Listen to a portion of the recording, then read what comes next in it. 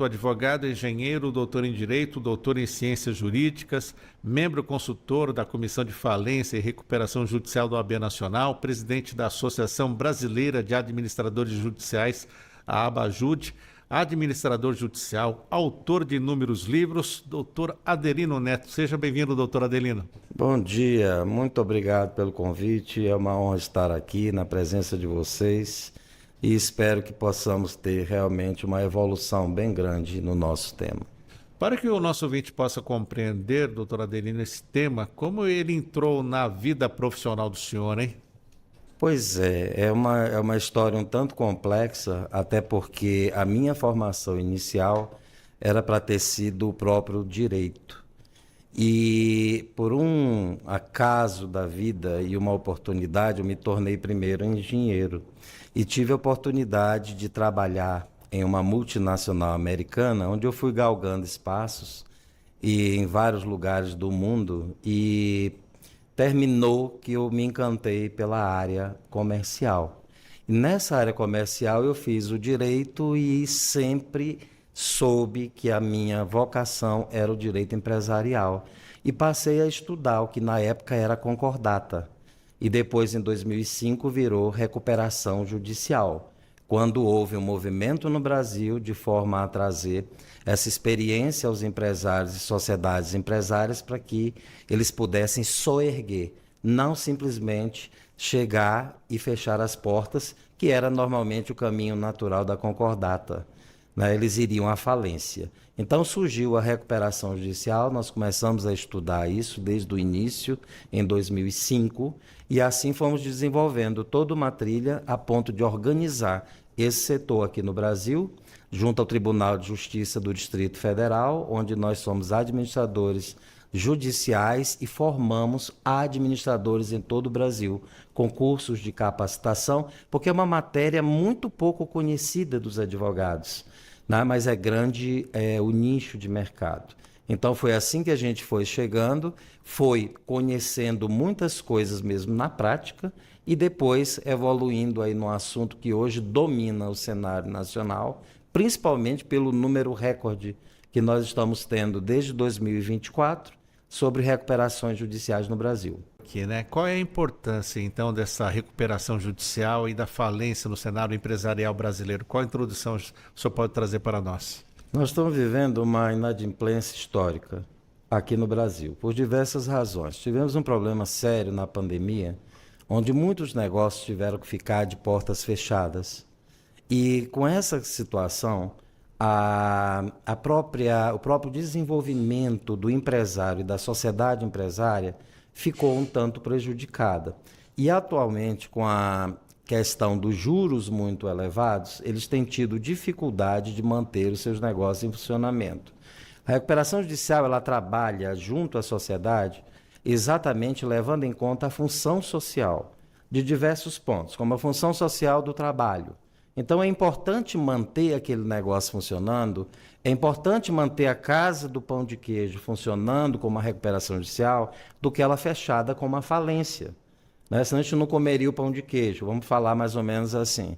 Então, com essa visão e com essa situação, a lei veio trazer um alento àqueles devedores, porque não é justo alguém que está há 40 anos funcionando, passando por uma crise econômica e financeira passageira, de repente ele ter que fechar as portas, demitir 3.000 pessoas, imagina.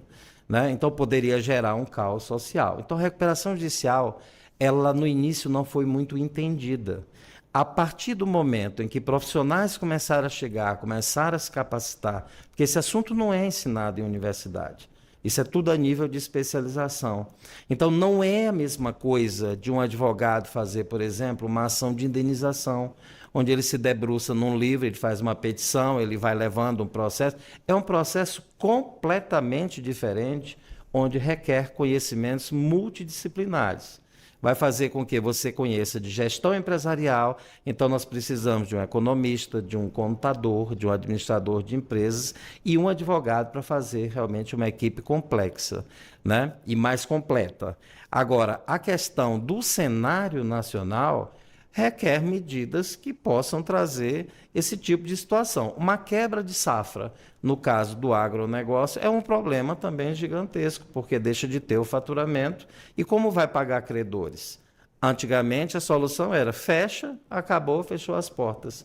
E com isso, o número de falências sempre aumentando. A concordata que existia em 2005 para trás, né, que veio de um decreto 7661 de 1945, durou 60 anos no Brasil.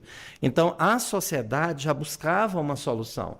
E a solução veio com a história da crise ali das companhias aéreas.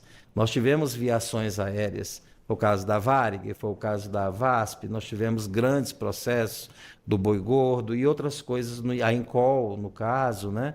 Grandes processos. Então, com isso, esse mecanismo foi se aperfeiçoando.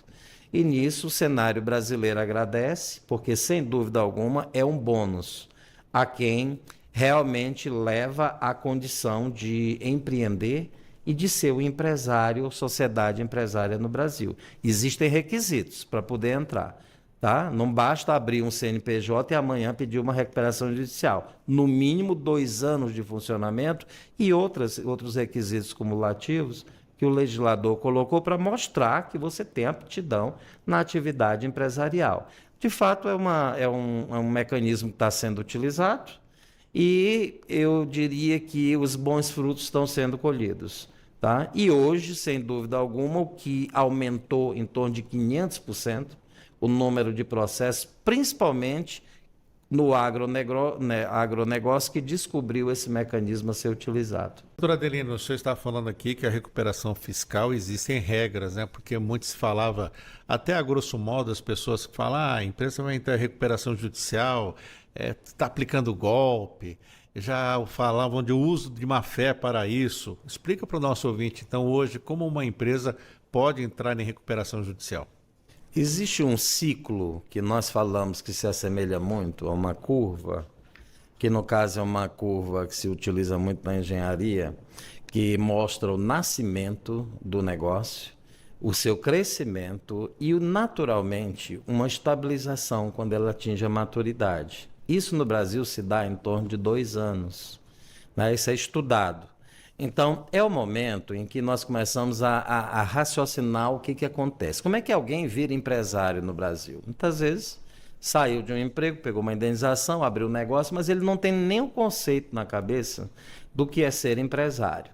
Não fez um planejamento tributário, não fez um planejamento de negócio, não tem uma ideia de um planejamento e uma assessoria jurídica, no máximo ele tem um contador.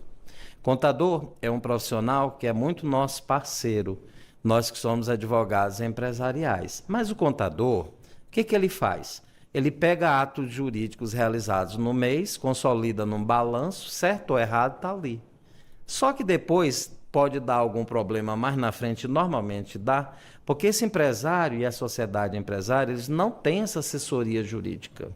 E aí o que vem acontecendo? Aí vão recorrer ao advogado. Quando chega, muitas vezes, eles já podem ter ultrapassado a curva, onde ele já está numa descendente, já está descendo. E ali não houve um novo investimento, não houve uma nova organização, não houve um planejamento. E ali é o momento onde a gente identifica claramente, quando conversa com alguém que está pleiteando esse assunto, que ele pode estar ainda dentro da faixa de quem pode pedir recuperação judicial. Como muitos demoram demais, então ele ultrapassa aquela faixa e já entra na condição de pré-falido. Então, isso aconteceu muito no início desse instituto, quando eles começaram a pedir recuperação judicial, onde eles já tinham tentado de tudo. Chega dali, tira mais um empréstimo no banco, faz, quer dizer, totalmente desorganizados, e entravam pré-falidos pedindo uma recuperação judicial e iam à falência. Então, começamos a verificar, não é possível que de cada 4 recuperações, 3 caminham para a falência. Então, com o passar do tempo, explicando mais como é que isso funciona, como é a dinâmica, trazendo profissionais, como o doutor Eliandro, outras pessoas capacitadas, nós começamos a colocar no mercado, na verdade, a visão real de qual é o momento que o empresário, sociedade empresária, devem utilizar esse mecanismo. Porque se assim não for, o caminho provavelmente é a falência. Então, a recuperação judicial é um processo complexo, onde se entra com o pedido de recuperação judicial, com uma série de documentos, com 60 dias depois do deferimento se apresenta um plano de negócio, onde ali normalmente tem um deságio, tem um alongamento de dívida, tem questões societárias, tem diversos meios de recuperação e vai ser apresentado aos credores, para que juntos se faça um grande acordo. Não há litígio em recuperação judicial, é um grande acordo. Se esse plano apresentado não estiver agradando ali os credores, aí se puxa uma Assembleia Geral de Credores, para se chegar numa solução. A ideia é que ninguém vá à falência. Essa é a primeira ideia. Então, por isso, esse grande acordo. Porque manter, preservar o negócio, a preservação da empresa. Empresa é atividade, empresa é sinônimo de negócio. Quem vai em recuperação judicial não é empresa, é a sociedade empresária ou empresário, são os sujeitos. Então, fazer tudo isso é o que realmente colabora com a economia e deixa a economia brasileira saudável. Essa é a ideia do processo. Doutor Adelino, essa recuperação judicial, muitos devem perguntar, mas isso é coisa para empresa grande, doutor Adelino? Eu não tenho, sou uma empresa individual. Funciona assim ou não? Essa ideia ela veio muito por essa questão recente que houve no Brasil, daquela Operação Lava Jato, quando grandes entraram com bilhões de dívidas, né? Mas o que acontece? Quando alguém entra com uma recuperação judicial, vamos imaginar, com uma dívida de 1 bilhão, ele apresenta um plano de negócio que ele vai pagar 50% desse valor. Alguém não recebe 50%. Então isso é igual, por exemplo, um jogo de dominó. Ele não recebeu, o outro que não recebeu provavelmente também vai entrar, né? Então, a Lei 11.101 de 2005, que é a nossa lei, ela foi reformada no ano de 2020. E ela trouxe, pela Lei 14.112. Então, ela trouxe algumas novidades, né? Então, a recuperação judicial ela tem uma parte onde microempresas e empresas de pequeno porte podem entrar também. Tá? Então, nós estamos falando aqui de um faturamento até de 4.800.000 por ano. Então, ela é adequada para pequenos, médios e grandes. O que repercute, às vezes, na imprensa, notícias, são dos grandes. Tá? Tantos milhões, isso, aquilo. E é um tipo de processo também que não é um processo barato. Então, por isso, a empresa que vai entrar em recuperação judicial, a sociedade empresária, e o empresário ele tem que saber que ele tem que ter pelo menos um gap ali, um caixa de em torno de 15%, que ele vai gastar todos os meses, porque ele vai pagar um administrador judicial, que recebe até 5%, ele vai ter que pagar o advogado, que normalmente vai cobrar aí de 5%, 10%, e vai ter também, provavelmente, que precisar de uma consultoria. Porque recuperação judicial é meio que ligado ali com reestruturação. Então, não adianta ele continuar com os mesmos procedimentos, senão o resultado vai ser o mesmo. Então, o fluxo de caixa vai ser desenhado, novas operações, otimização de procedimentos dentro do processo que ele tem, no caso empresarial. Tá?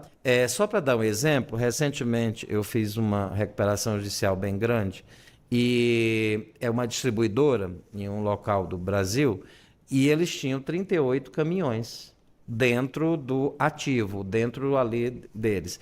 Então, a ideia foi, houve um estudo tributário, vender os 38 caminhões e colocar isso como um terceiro. A questão, inclusive, de tributos ficou melhor. Então, esses estudos todos são realizados quando alguém pretende entrar em recuperação judicial, seja pequeno, seja médio, seja grande. A lei ela serve, na verdade, para todo tipo de negócio. É bem importante esclarecer isso, né, doutor Adelino? Que as pessoas acabam achando que essa recuperação é sempre usada de má fé. É verdade. Agora a gente tem um histórico. Por exemplo, a falência no início da história, quando a gente vai rebuscar os livros e verificar como tudo aconteceu, não tinha essa história de devo, não nego, não pago, né? Não tinha esse negócio. Então, falência no início, a execução era pessoal. Tinha tortura, tinha morte para quem não pagava, era uma questão de desonra. E hoje, na nossa lei 11.101 de 2005, que foi criada, que trouxe a baila e a recuperação judicial, nós temos uma área de crimes falimentares, de fraudes a credores, né? Isso dá cadeia. Na Lei 11.101, quem gosta de direito penal pode trabalhar na área de crimes do artigo 68 para frente. Então, por quê? Porque veio dessa questão lá de trás. Então, só que com a evolução do direito, tudo mudou e a execução hoje é em cima de bens. Né? Não tem mais aquela questão que tinha da punição original, que era essa. Então, muita coisa ficou ligada. Uma das formas de entrada aí, no caso, que pode convolar, virar de recuperação judicial para falência, é a questão criminosa mesmo. É o artigo 94, inciso 3º, que fala dos atos de falência. Simular o negócio, não deixar de pagar um credor, esvaziar o patrimônio para não pagar, porque acontece. Tá? Então, esse tipo de coisa, a lei trouxe solução. Agora, só que muita gente liga só nesse ponto. Acha que é exatamente para não pagar. Mas não é o espírito da lei. O espírito da lei e o que o legislador, e como ela foi trabalhada, é, na verdade, para manter o equilíbrio, aquela balancinha do direito. Né? Para que dê chance, ao invés de fechar as portas, tentar fazer esse soerguimento do empresário e da sociedade empresária, levando em conta todas essas questões. Mas tudo tem que ser observado, porque se eu apresentar um plano de recuperação judicial, um plano de negócio, não cumprir uma vírgula do que está ali dentro, vai virar falência. E tenha certeza que a melhor das melhores falências é pior do que a pior das recuperações judiciais. É muito melhor ter a recuperação judicial do que caminhar direto para a falência. Falando para mim, o que é, afinal, esse administrador judicial? Bom, eu vou começar, né? Pela idade, eu vou começar aqui. Bom, o administrador judicial, ele é um órgão, nós chamamos de órgão igual no direito administrativo, auxiliar da justiça. Então, ele é alguém que não defende interesse de credor, não defende interesse de devedor, ele defende interesse da justiça. Ele é parte da equipe de um juiz.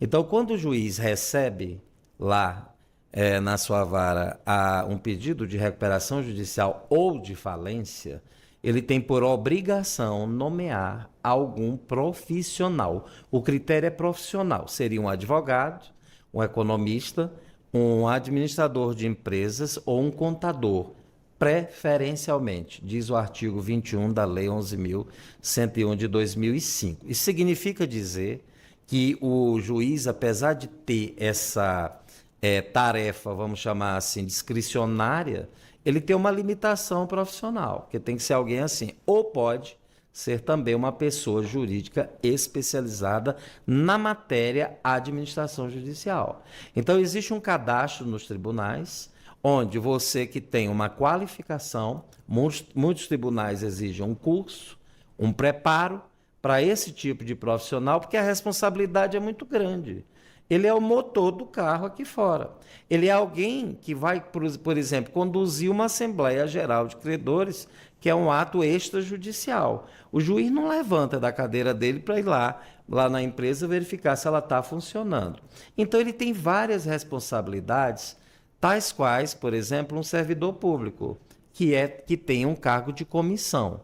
Ele não faz concurso, como alguém do cartório, mas ele tem uma delegação pública, porque a recuperação judicial, a falência, são processos de ordem pública. Então, daí a responsabilidade.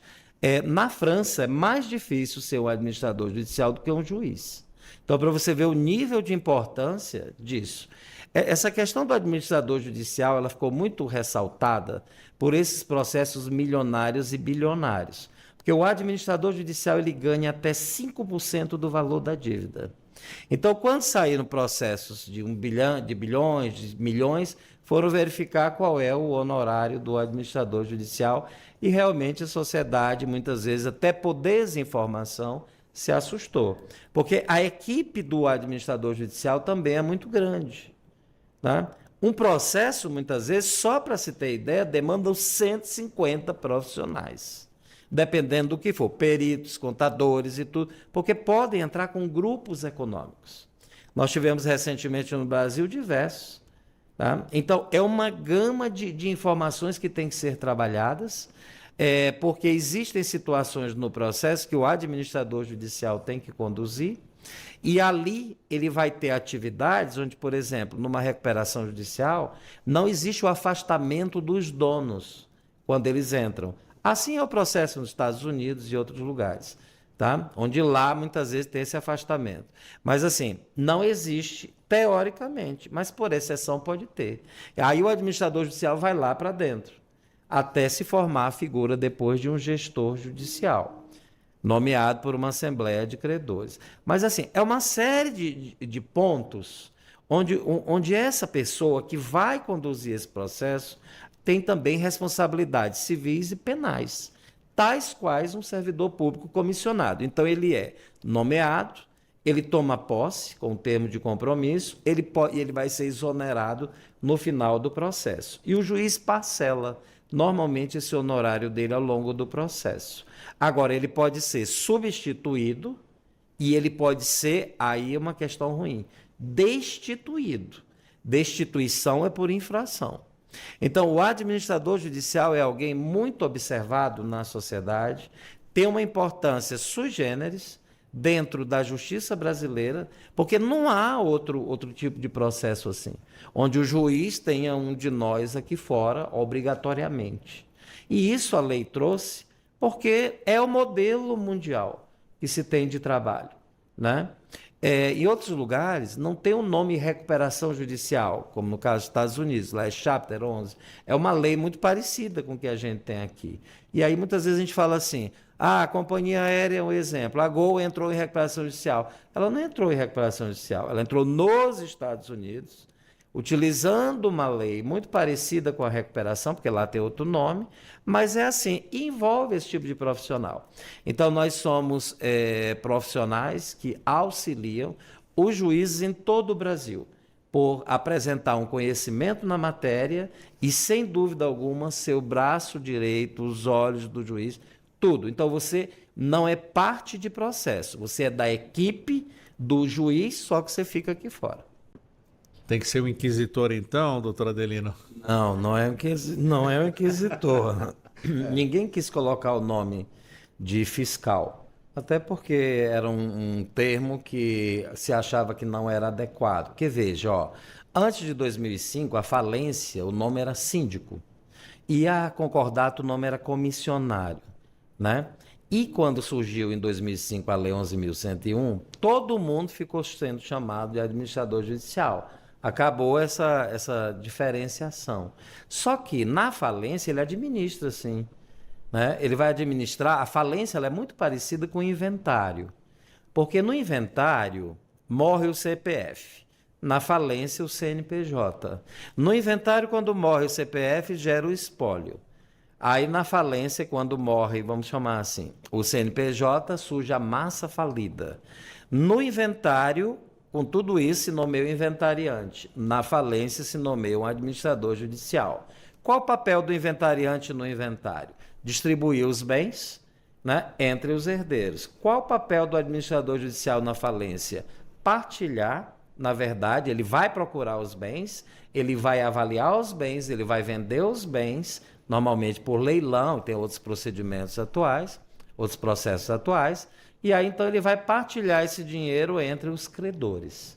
Essa é a diferença de um e de outro. Mas os dois é o fim do CPF e é o fim do CNPJ. São muito parecidos.